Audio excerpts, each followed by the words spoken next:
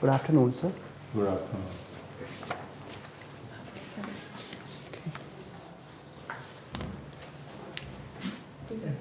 Thank you, sir. Raviraj, Yes, sir. अपना introduction दीजिए। Sir मेरा नाम रवि राज है। मैंने अपनी स्कूलिंग दयाल पब्लिक स्कूल से 2015 में पूरी की थी और फिर मैंने सीताराम साहू कॉलेज नवादा से 2020 में political science honours paper and history geography subsidiary paper के साथ ग्रेजुएशन पूरा किया। सर शेर सुनना मेरी हॉबी है। ऑप्टिमिस्टिक रहना, क्यूरियस होना, कंपैशनेट होना मेरे व्यक्तित्व के सकारात्मक पक्ष हैं और समाज के वंचित वर्ग के लोगों को समाज के मुख्य धारा में लाने में अधिक से अधिक योगदान देना मेरी महत्वाकांक्षा है। और सर हाल ही में 69th बीपीएससी में मेरा चयन रेवेन्यू ऑफिसर के पद पे हुआ है। बीपीएससी में चयन हो चुका है? Yes sir. अच्छा, ट्रेनिंग में है, ज्वाइन कर लिए? सॉरी सर, मैं अभी ट्रेनिंग में नहीं हूँ। इनफैक्ट मैंने एक्सटेंशन ले लिया है। एक्सटेंशन ले? Yes sir. ठीक है। नवादा किस लिए फेमस है? सर नवादा में ऐसे 2-3 चीज़ बहुत प्रोमिनेंट हैं और उनके लिए ये नवादा जाना जाता है। अगर हिस्टोरिकली मैं बात करूं तो वहाँ का जो जैन मंदिर है वो दरअसल भगवान महावीर के जो एक परम शिष्य थे गौतम स्वामी, वहाँ उन्हें महापरिनिर्वाण कैवल्य की प्राप्ति हुई। तो सर एक रीज़न तो ये है। फिर वहाँ पे ककुलत वाटरफॉल है जो टूरिज़्म के पॉइंट ऑफ व्यू से बहुत फेमस है।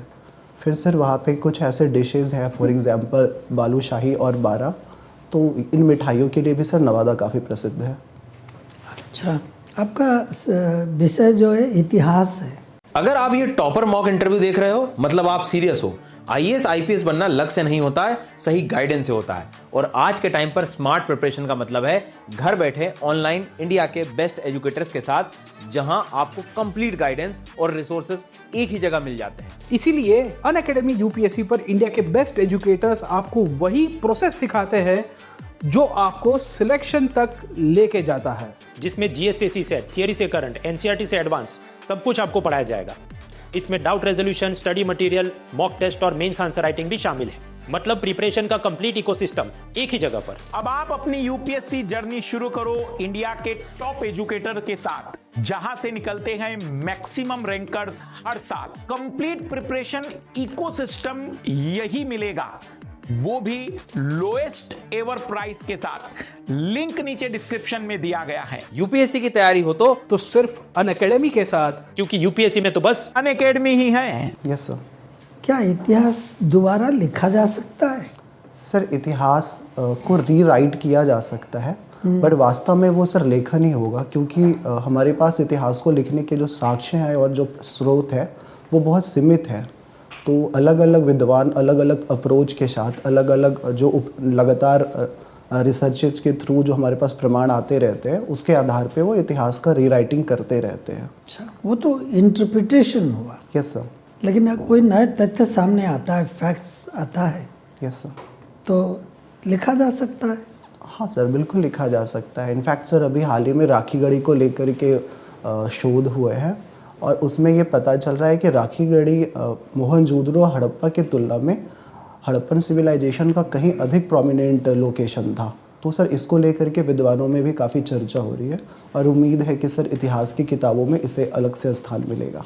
राखी गढ़ी और ये दिल्ली के पास भी एक साइट है, वो दोनों मिला करके एक पर्टिकुलर थ्योरी को नेगेट कर दिया, आर्यंस के बारे में। कुछ याद है? सर एग्जैक्टली अभी क्या इस बारे में मुझे आइडिया नहीं है। हाँ, बट सर सामान्य रूप से माना जाता है कि हड़प्पा सभ्यता के अंत का अंत आर्यंस के इन्वेजन के कारण हुआ है। बट सर अभी का जो रिसर्च आ रहा है या पहले भी जो रिसर्चेज हुए हैं उसमें इस थ्योरी को कहीं ना कहीं सर नेग्लेक्ट किया जा रहा है। ठीक है। आप पॉलिटिकल साइंस पढ़े हैं? Yes sir. मैकियावेली ने कहा कि एंड ही इम्पोर्टेंट है, यस सर। उसके लिए कोई भी मीन्स हम अडॉप्ट कर सकते हैं। और महात्मा गांधी जी ने कहा कि नहीं, एंड तो इम्पोर्टेंट है ही, लेकिन मीन्स भी उतना ही इम्पोर्टेंट है। आपको क्या, आपका मत क्या है? सर यहाँ पे मैकियावेली के कंपैरिजन में मुझे महात्मा गांधी जी के जो विचार है कहीं अधिक बेहतर प्रतीत होते हैं। पर ओवरऑल मुझे लगता है सर कि हमें प्रैग्मेटिक अप्रोच के साथ चलना होगा और लार्जर कॉन्टेक्स्ट में चीज़ों को देखना होगा। अगर कहीं पे एंड ज़्यादा इम्पॉर्टेंट है तो मीन्स अगर आपको थोड़ा सा कम करके देखा जा सकता है, बट सर इस क्रम में हमें ये ध्यान देना होगा कि हमारा जो माध्यम है या जो हमारा साधन है वो भी बहुत ज़्यादा गलत ना हो, जिससे उसका नकारात्मक प्रभाव समाज के बड़े वर्ग को न झेलना पड़े। ठीक। वीडियो में आगे बढ़ने से पहले यूपीएससी का रिजल्ट आ चुका है। अनअकैडमी की तरफ से सभी यूपीएससी एस्पिरेंट्स को हार्दिक बधाइयां और इस खास दिन को सेलिब्रेट करने के लिए हम लाए हैं अब तक का सबसे बड़ा ऑफर। प्रीलिम्स 2026 की तैयारी सिर्फ 19,999 में और साथ ही मिलेगा 12 महीने तक का फ्री एक्सटेंशन भी। इंडिया के टॉप एजुकेटर्स और बेस्ट कंटेंट के साथ ये है अब तक का लोवेस्ट प्राइस। तो देर किस बात की, आज ही एनरोल करें। आईएएस बनने का पहला कदम आज से। लिंक डिस्क्रिप्शन में है। Enroll now. Ravi Raj, yes sir. आप ऑलरेडी सेलेक्ट हो चुके हैं बीपीएससी में, बहुत अच्छी बात है, बधाई हो। Thank you sir. Revenue officer कब ज्वाइन करेंगे? सर 10th ऑफ फरवरी तक मेरा एक्सटेंशन का पीरियड है, उसके बाद। ओके, आपका इंटरव्यू कब है? Sir 3rd of February. Okay, alright. आपने इतिहास की अच्छी खासी पढ़ाई करी है, तो इतिहास के बारे में बिहार बहुत ही सौभाग्य से रिच रहा है यस सर। इतिहास में। Yes, जो कुछ भी हुआ है वहाँ, बट आजकल के मॉडर्न कॉन्टेक्स्ट में बिहार उतना जितना कि इतिहास में रिच था वो अब नहीं रहा। तो एक या दो आप मुझे को मेन फैक्टर्स बताइए, रीजंस क्यों फ्रॉम रिच सिविलाइजेशन या very flourishing culture and regimes अभी जो स्थिति बनी है, ऐसा कैसे हो गया? आप समझ गए मेरा यस सवाल? सर। सर इसके लिए एक तो कॉलोनियल एरा से जो रिलेटेड पॉइंट है वो मैं रिकॉल कर पा रहा हूँ, क्योंकि कॉलोनियल पीरियड के दौरान बिहार जो कि बंगाल का हिस्सा था उस वहाँ पे परमानेंट सेटलमेंट की व्यवस्था लागू थी और इसमें सर किसानों का बहुत ज़्यादा उत्पीड़न होता था और ये फैक्टर आगे भी जारी रहा। फिर कॉलोनियल एरा में भी ये स्टडीज़ बताते हैं कि मद्रास और बॉम्बे की तुलना में बंगाल प्रेसिडेंसी को काफ़ी कम फंड अलोकेट किया जाता था और क्योंकि बिहार बंगाल का हिस्सा था तो सर वहाँ से एक प्रॉब्लम शुरू हुआ। फिर बाद में 1952 में जो फ्रेट इक्वलाइजेशन स्कीम शुरू किया गया, उससे भी सर जो इंडस्ट्रियलाइजेशन बिहार में होना चाहिए था वो नहीं हो पाया बिहार में, उसकी जगह पे कोस्टल एरिया में हो पाया। ओके, ठीक है, आपकी बात मैं समझ रहा हूँ और सहमत हूँ, लेकिन क्या लैंड रिफॉर्म्स एक बहुत बड़ा रीज़न नहीं है बिहार के पिछड़ापन? उसके बारे में आप क्या कहते हैं, क्या कहेंगे? सर बिल्कुल, लैंड रिफॉर्म एक बड़ा रीजन है सर, और इसे भी मैं sir colonial point of view से देखना, कॉलोनियल टाइम में जो घटनाएं घटित हुई उसी से देख करके समझ पाता हूँ। बिकॉज उस समय सर जो जमींदारी प्रथा थी वो कहीं ना कहीं जो जमींदार थे वो बाद में एडमिनिस्ट्रेशन और पॉलिटिक्स में भी हावी रहे स्वतंत्रता के बाद। समझ गया मैं, good point. Thank you sir. तो चूंकि बंगाल कर पाया लैंड रिफॉर्म्स, बिहार छूट गया बिकॉज उस टाइप की आइडियोलॉजिकल पार्टीज नहीं आई।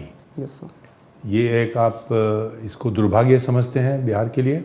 Yes sir. Okay, moving on, क्या जो इंडियन सब कॉन्टिनेंट का बंटवारा हुआ, क्या वो मतलब अवॉइडेबल था? क्या लगता है आपको? सर अगर हम शुरू से ध्यान देते, जैसा कि बहुत सारे एक्सपर्ट का मानना है कि जिस समय से नेशनलिज्म का विकास हुआ था उसी समय से कहीं ना कहीं कम्युनलिज्म का भी विकास हो रहा था। तो सर ऐसे में अगर हम नेशनलिज्म के साथ साथ कम्युनलिज्म को रोकने पर बल देते तो ये सर अवॉइडेबल होता, बट कालक्रमेण कुछ ऐसी परिस्थितियाँ बनती गई और जिस तरह से शुरू में अनजाने में ही सही पर उसकी उपेक्षा की गई संप्रदायवाद की, तो सर इस कारण से at the end of the movement ये सर अनअवॉइडेबल सा हो गया। तो कुछ ऐसे विचारक हैं, लेखक हैं, जैसे कि प्रोफेसर रामचंद्र गुहा, उनकी अपनी किताबों में उन्होंने ये भी कहा है, मेंशन किया है कि कुछ जिम्मेदारी गांधी जी की भी बनती है। आपको लगता है पार्टीशन अगर गांधी जी डटे रहते तो बचा जा सकता था? क्या ख्याल है आपका? सर मुझे ऐसा लगता है कि गांधी जी इस दिशा में बहुत ज़्यादा प्रयास कर भी चुके थे और जैसा उन्होंने बताया भी कि शुरू में उनका मानना था भी कि ये मेरे डेथ होने के बाद भी पॉसिबल हो सकता है। दरअसल सर मुझे ऐसा लगता है कि महात्मा गांधी जी के साथ वो मुस्लिम लीग के चरित्र को वास्तव में समझने में थोड़ा सा विलंब कर बैठे। तो इस कारण से सर तब तक स्थितियाँ बहुत गंभीर हो चुकी थी, इसलिए वो अवॉइड नहीं कर पाए। ये भी कहा जाता है कि गांधी जी को मैनेज किया गया, उनके कांग्रेस पार्टी के जो दूसरे वरिष्ठ नेता थे। आप सहमत हैं? सॉरी सर, मैं इस मत से असहमत नहीं हूँ, बिकॉज महात्मा गांधी लास्ट तक इस चीज़ के लिए डटे रहे थे, बट जब परिस्थितियाँ उनके हाथ से बहुत ज़्यादा दूर हो गई थी, उनके रीच से, तब उसमें वो किसका योगदान था सबसे ज़्यादा परिस्थितियाँ उनके हाथ से निकल जाने के लिए? सर इनफैक्ट ब्रिटिश थे जिम्मेदार या कोई सर और? ब्रिटिश और मुस्लिम लीग दोनों का सर, क्योंकि ब्रिटिश ने मुस्लिम लीग को उकसाया इन चीज़ों के लिए, और मुस्लिम लीग इस आइडिया को बहुत ज़्यादा ब्रॉडली पिच कर रहा था। Good. Last question, history writing में आइडियोलॉजिकल फोर्सेस जो ऑथर हैं, नॉलेजेबल हैं, उन लोगों का स्लांट या प्रेजुडिस आता है। Yes sir. तो एक या दो आप ऐसी विचारधारा के बारे में बताइए जो कंटेम्प्रेरी इंडियन हिस्ट्री में ऐसा देखा गया है, जहाँ हिस्ट्री बुक्स जो हैं एक पर्टिकुलर स्लांट या प्रेजुडिस के साथ लिखी जाती हैं। कुछ आप इस बारे में जानते हैं? सॉरी सर, मैं कॉम्प्रिहेंड नहीं कर पाया क्वेश्चन को। मैं ये कह रहा हूँ कि जो हिस्ट्री राइटिंग है उसमें एक आइडियोलॉजिकल स्लांट या प्रेजुडिस Yes. ऑथर की अपनी यस सर। खुद की कुछ आइडियोलॉजिकल ऐसे स्लांट्स हैं, आप उसके बारे में मैं जानना चाह रहा था कि आप वाकिफ़ हैं कुछ ऐसे? Yes sir. सर इसमें चूँकि हिस्ट्री को लिखने के दौरान बहुत सारे स्कूल ऑफ थॉट्स होते हैं। फॉर एग्जांपल नेशनलिज्म एक हो गया, नेशनलिस्ट हिस्टोरियन हो गया, या सबाल्टर्न हिस्टोरियन हो गए, या मार्क्सिस्ट हो गए। तो जो मार्क्सिस्ट हिस्टोरियन्स हैं sir, for example RS. Sharma या डी.एन. झा, वो उनका एक खास अप्रोच रहता है। अगर मैं शहरीकरण या फिर नगरीकरण के पतन की बात करूं, तो वहाँ उनका ज़्यादा अप्रोच लोहे के उपयोग के बारे में रहता है। रोमिला थापर? सर वो भी Marxist ideology, economic aspects Yes, sir, को वो हाईलाइट economic- करते हुए। Yes, sir. Well done, thank you. Thank you sir. All the best. Thank you sir. Ravi, आप इतिहास के छात्र रहे हैं। Yes sir. एक प्रमुख फिलोसफर का कहना था, सोशलॉजिस्ट भी रहे हैं, वो पॉलिटिकल थिंकर रहे हैं, उनका कहना था कि इतिहास हमें सिखाता है कि हम इतिहास से कुछ नहीं सीखते। Yes sir. क्या आप इससे एग्री करते हैं? सर इससे कुछ हद तक तो एग्री किया जा सकता है, क्योंकि सर हिस्ट्री के ऐसे बहुत सारे इवेंट्स रहे हैं जो हमेशा रिपीट होते हैं, और कहा भी जाता है history repeats itself. For example sir, first world war का एक बहुत बड़ा कारण ये भी था कि उस समय डायलॉग एंड डिप्लोमेसी कहीं ना कहीं अवरुद्ध हो गई थी, और अगर कोई इंटरनेशनल ऑर्गेनाइजेशन होता तो शायद उसको सर रोका जा सकता था। इसी के आधार पे फर्स्ट वर्ल्ड वार के बाद लीग ऑफ नेशन की स्थापना की गई, लेकिन सर वो भी विफल रहा और सेकेंड वर्ल्ड वार घटित हुई। और सर उसके बाद फिर यूएनओ की स्थापना तो हुई, लेकिन यूएनओ सर अभी अपने काम को इस पॉलिटिकल एस्पेक्ट में अच्छे से नहीं कर पा रहा है। तो सर कुछ हद तक तो कहा जा सकता है, but at the same time sir हमें ये भी एक्सेप्ट करना होगा कि हमने हिस्ट्री से बहुत कुछ सीखा भी है, और इस कारण से अपने जीवन को बहुत बेहतर भी बनाया है। आपको लगता है कि अभी जो सामयिक घटनाएं हो रही हैं यूक्रेन वॉर के बारे में, हमस में, उसमें यूएनओ का जो रोल होना चाहिए वो हो रहा है, या वो इनइफेक्टिव हो गया है? सर अगर ब्रॉड पर्सपेक्टिव में देखें तो यूएनओ का रोल अभी भी बहुत ज़्यादा प्रासंगिक है, जो सोशल क्षेत्र में या आर्थिक या दूसरे कल्याणकारी क्षेत्र है वहाँ पे।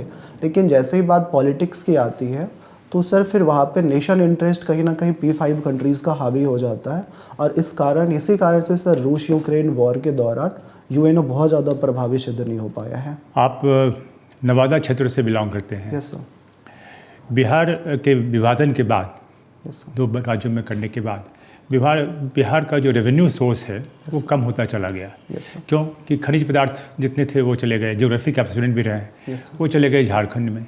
उसके बाद से नशाबंदी लागू हो गई बिहार में, तो बिहार को काफ़ी रेवेन्यू का लॉस हुआ।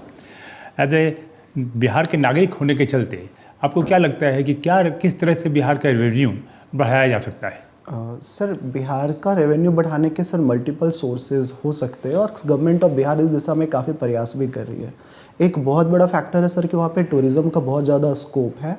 तो सर अगर टूरिज़्म को प्रमोट करें, और जैसा कि सरकार कर रही है home stay bread and breakfast scheme शुरू करके, या न्यू टूरिज़्म पॉलिसी 2023 को अडॉप्ट करके, तो सर इससे एक ये एरिया हो सकता है।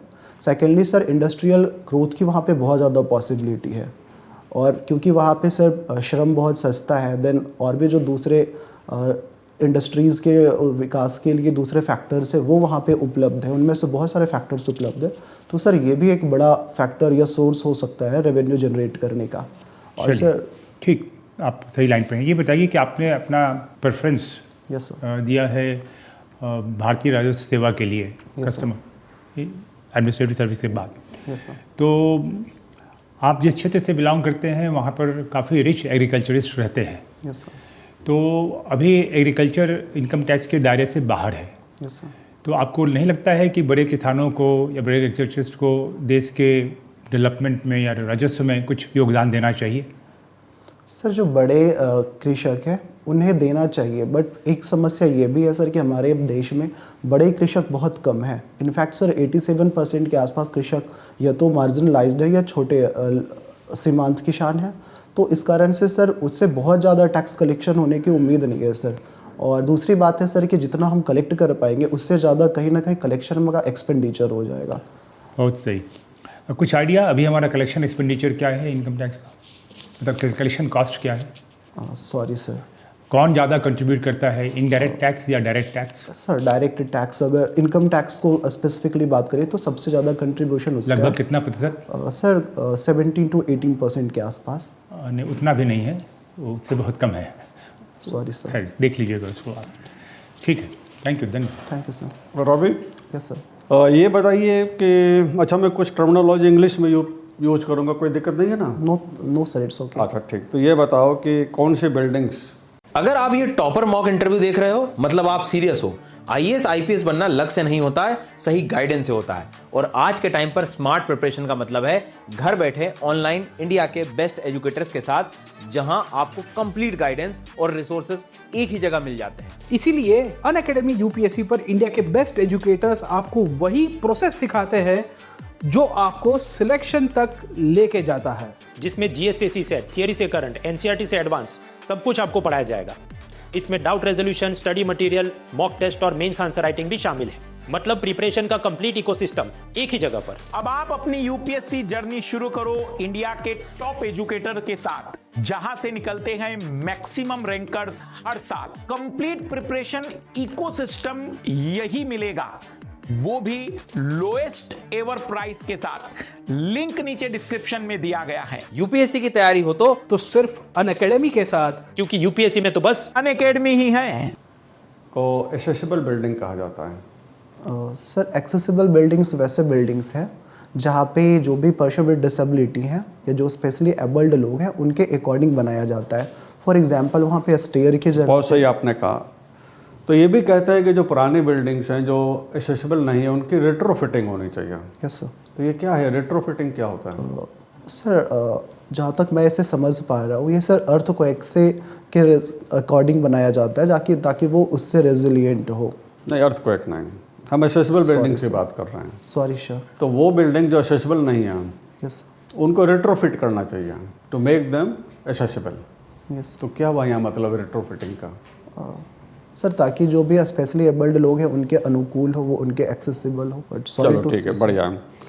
आप बिहार के हो, नवादा के हो, तो नवादा के बगल में काफ़ी ज़िले हैं जहाँ नक्सल प्रॉब्लम बहुत सीरियस थी। Yes sir. नवादा में भी थी। Yes sir. तो ये बिहार जो अनफॉर्चुनेटली इतना सफ़र किया, यूनाइटेड बिहार, जब झारखंड भी बिहार का पार्ट था, ये नक्सलिज्म की शुरुआत हुई क्यों, क्या कारण थे? सर नक्सलिज्म की शुरुआत एक आइडियोलॉजी के तहत हुई थी जो कहीं ना कहीं मार्क्सिस्ट आइडियोलॉजी से प्रेरित था या माओइस्ट आइडियोलॉजी से प्रेरित था। वो तो आप नक्सलिज्म के जो एलिट्स हैं, जो उनके लीडर्स हैं, जो उनके आइडियोलॉग्स हैं, उनकी बात हो गई। Yes sir. लेकिन जो नक्सलिज्म में जाता है वो तो अधिकांशतः गरीब है।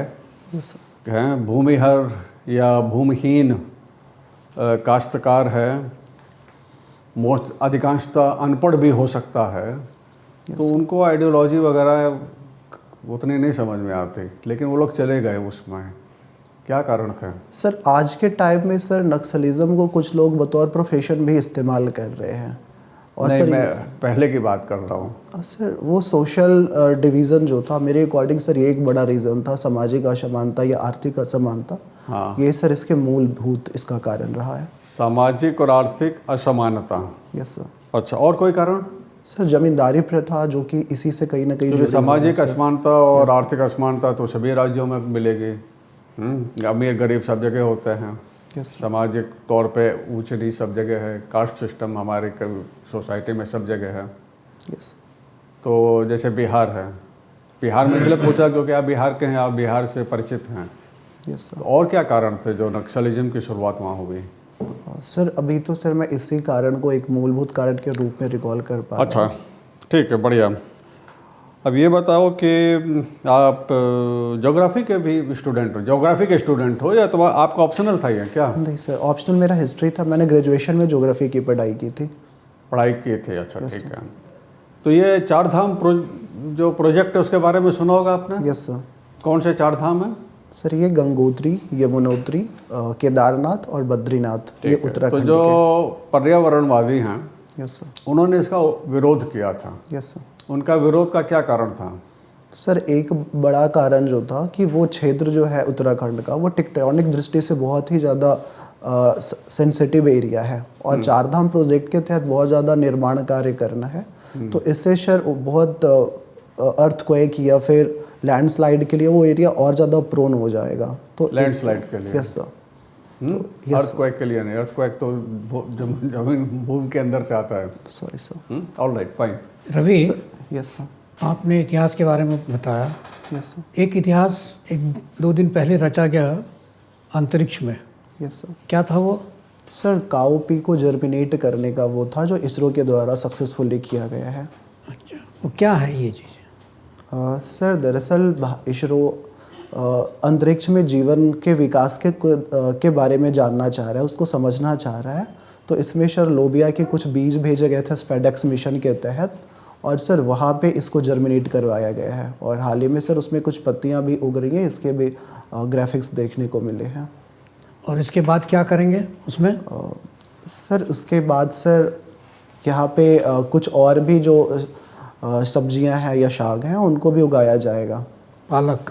यस सर, पालक के अगले फेज में पालक यस सर का होगा। एक और होना था, डॉकिंग होना था, वो हो गया? नहीं सर, वो 7th को उसको शेड्यूल किया गया था शुरू में, बट फॉर सम रीजंस वो 9th को यानी कल के डेट को शेड्यूल कर दिया गया है, रीशेड्यूल किया गया है। तो अभी जो बहुत सारे उत्खनन हो रहे हैं, यस सर, जैसे सिनौली में हुआ, उसके पहले कुरुक्षेत्र में हुआ था, उसमें कुछ कॉपर के हथियार मिले थे, उसके बारे में आपको कुछ अंदाज है? Sorry sir. इसको भेजा गया था विदेश? Sorry sir. उसका कार्बन डेटिंग हुआ? Sir I am sorry sir, मैं अभी से अच्छा, रिकॉल कोई बात नहीं है, मैं बता देता हूँ। उसमें कार्बन डेटिंग हुआ, सारा कुछ हुआ। वो महाभारत काल से पीछे का समय का है वो। Yes sir. ठीक है, आप एक चीज़ बताएं, आपका 3 फरवरी को है ना शायद इंटरव्यू? Yes sir. तो वो उस समय में बजट पेश हो चुका होगा। Yes sir. तो फाइनेंस बिल के बारे में क्या समझते हैं आप? सर फाइनेंस बिल दरअसल एक ऐसा विधेयक होता है जिसमें वित्त या उससे जुड़े दूसरे एस्पेक्ट सर जुड़े होते हैं और बजट को जो लास्टली पास किया जाता है, एक्सेप्ट पहले किया जाता है, उसके बाद उसको अंतिम रूप से विधायी रूप देने के लिए वित्त विधेयक पारित किया जाता है। तो उसके साथ जी, उसके साथ एक टैक्स का भी प्रपोजल रहता है। तो टैक्स का प्रपोजल बिना फाइनेंस बिल पास किए हुए उसी रात से लागू हो जाता है, ऐसा क्यों? सर इसके लिए आई थिंक सर जो एक लेखानुदान वोट ऑन नो अकाउंट होता है सर, इस टर्म को मैं अभी रिकॉल नहीं एग्जैक्टली कर पा रहा हूँ वो सर, क्योंकि बजट पास करने में काफ़ी टाइम लग जाता है, तो उससे पहले का जो पीरियड होता है उस पीरियड में गवर्नमेंट के एक्सपेंडिचर को फुलफिल करने के लिए वो पास किया जाता है सर। नहीं, उसके लिए एक एक्ट है, उसको देखिएगा। Sorry sir. क्यों होता है, टैक्स क्यों होता है? Yes sir. तो उसके लिए एक अलग से एक एक्ट है, वो कर सकते हैं, उसके तहत वो जो है वो होता है। एक अंतिम प्रश्न, जीएसटी में ऐसे 2 मुख्य सब्जेक्ट्स हैं जिनको कि उसमें जीएसटी नहीं लगता है, ये कौन 2 विभाग हैं? सर पेट्रोलियम प्रोडक्ट्स जो हैं और उसी तरह सर अल्कोहल, इन दोनों पे जीएसटी नहीं लगता है। हेल्थ और एजुकेशन ये जीएसटी के पर्व से बाहर है। Yes sir. पेट्रोलियम और आपने क्या कहा था एक? अल्कोहल। अल्कोहल। आप एक और बताएं कि बिहार से आप आए कैसे?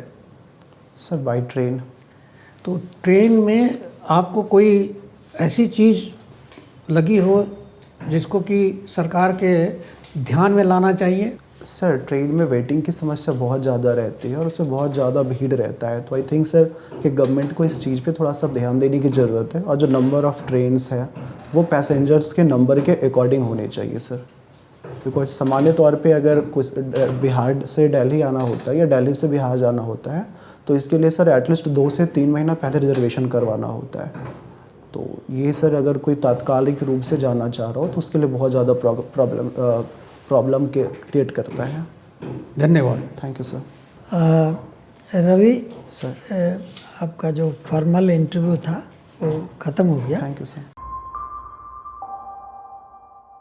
रवि आप क्योंकि बिहार से हैं यस सर। तो बिहार से संबंधित कई सवाल हो सकते हैं, खास करके प्रोहिबिशन पॉलिसी कैसे फेल्योर हुआ है या सक्सेसफुल हुआ है, और ये स्टेट का जो डिवीज़न हुआ उसके बाद क्या रिसोर्सेज रह गया है, कैसे प्लान कर सकते हैं आगे जाने के लिए, इस सब के बारे में पूछा जा सकता है। Yes sir. और क्योंकि आपका विषय इतिहास है और आप ज्योग्राफी पढ़े हैं तो ये दोनों से कुछ सवाल आ सकता है।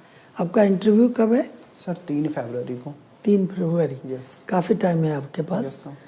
तो आप अखबार देखते हैं? Yes sir. हैं?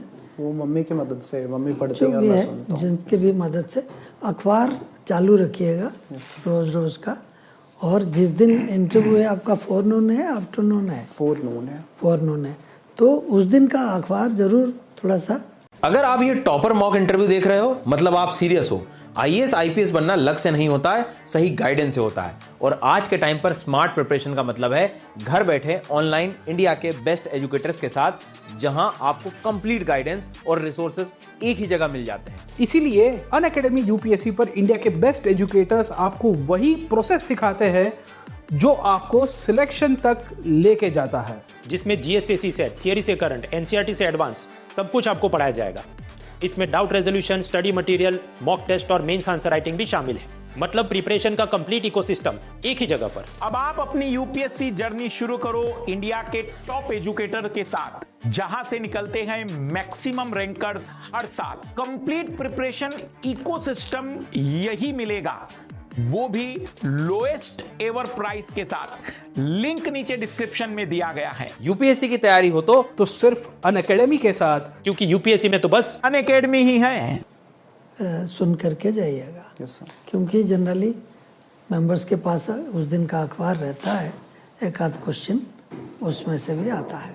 Yes sir. ठीक है, yes sir. I think that's it. Okay Ravi, आप एक बहुत अच्छे कैंडिडेट हैं। Thank you sir. डिस्पाइट आपकी फिजिकल डिसेबिलिटी, आप इतना अच्छा से बताते हैं, नॉलेज आपकी बहुत डीप है और बहुत सॉलिड है। तो ये आप मान के चलिए कि जैसे जैसे आप अच्छी अच्छी बातें करेंगे, पैनल और भी लेवल ऊपर करता जाएगा। Yes sir.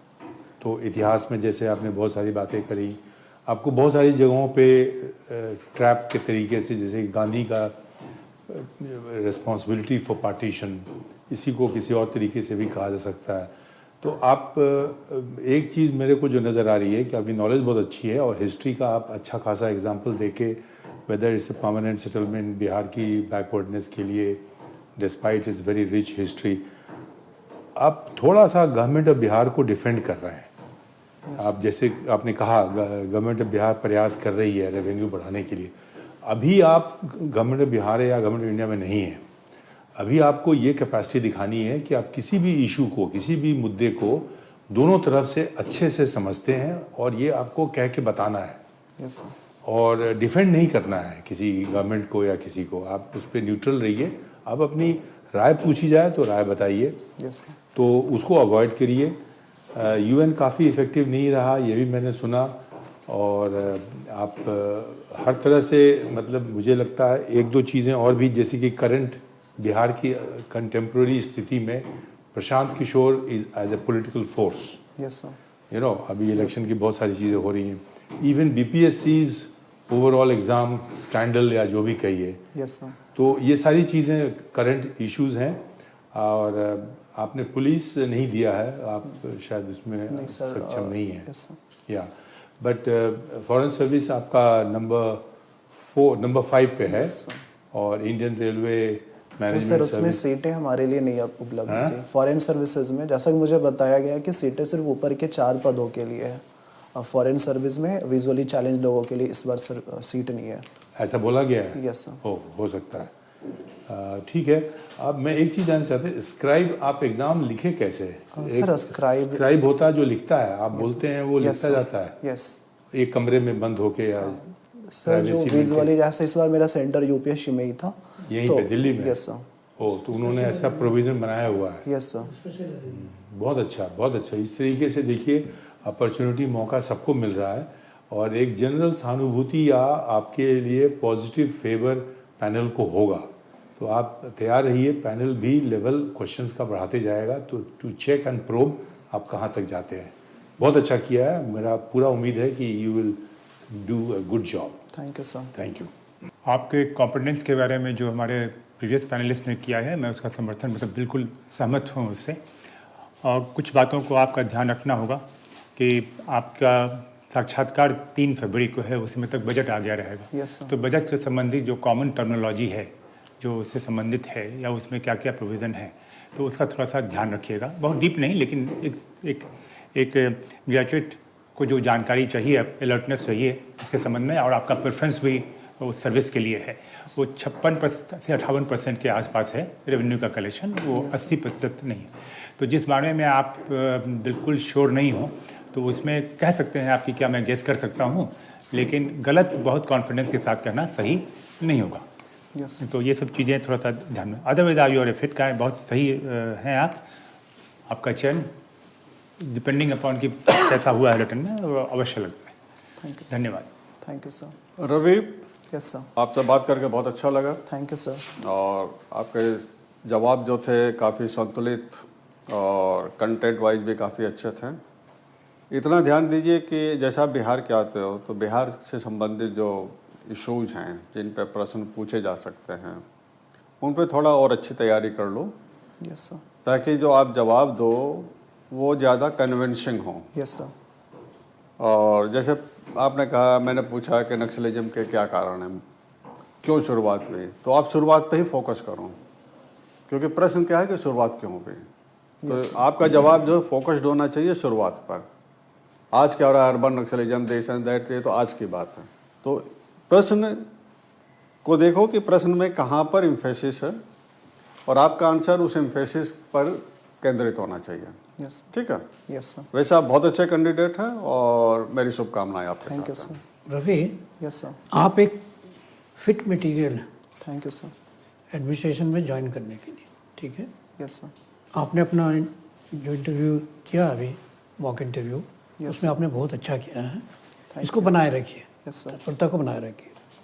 एक दो छोटी सी बातें इन्होंने बताया आपको कि किसी प्रश्न पर अगर आपको उत्तर ठीक से नहीं पता है तो गेस वर्क यहाँ नहीं होता है। Yes sir. ठीक है ना, उसको मत कीजिए। मैंने आपको PSLV के बारे में नहीं पूछा था, लेकिन उसके पता है PSLV Yes, sir. इसी ने स्पेस में इसी को यूज़ किया गया था। Yes sir.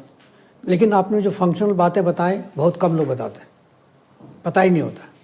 ठीक है, ये बहुत अच्छी बात है थैंक यू कि आप अपने आप को, जो आपके साथ में जो आसपास में घटनाएं घट रही हैं, उसके बारे में आपको अच्छी जानकारी है, इसको बनाए रखिए। और मेरे हिसाब से आपका चयन जो है सुनिश्चित होगा, बशर्ते कि आप इसी मोमेंटम को बनाए रखेंगे। ठीक है। Yes sir. बहुत बहुत शुभकामनाएं। Thank you sir. All the best. Thank you sir. Sir कितने मार्क्स इस हिसाब से आ सकते हैं सर ऑलमोस्ट, अगर मैं इसी तरीके से वहाँ नॉर्मली पे? बता सकते हैं। सबने कहा कि आपने बहुत अच्छा किया। Yes sir. हमारा तो मार्क्स में थोड़ा सब्जेक्टिविटी होती है, तो इसलिए अगर हम कुछ कहें, जरूरी नहीं कि भाई आपको वहाँ मिलेंगे, लेकिन आपकी परफॉर्मेंस अच्छी नहीं, बहुत अच्छी आपका है। परफॉर्मेंस बहुत उच्च कोटि का रहा हमारे हिसाब से। आपको BPSC में कितना मार्क्स आया इंटरव्यू में? 96 आउट ऑफ 120। बहुत अच्छा। That is the highest marks sir. तो यहाँ भी ऐसे ही रहना चाहिए। आपको अच्छी जानकारी है और आप कन्वे भी बड़े अच्छी तरह से करते हैं। रिटर्न अगर अच्छे हुए तो you can hope for final selection. बिल्कुल चलिए, थैंक यू सर। अच्छी best. All the best. All the best, sir.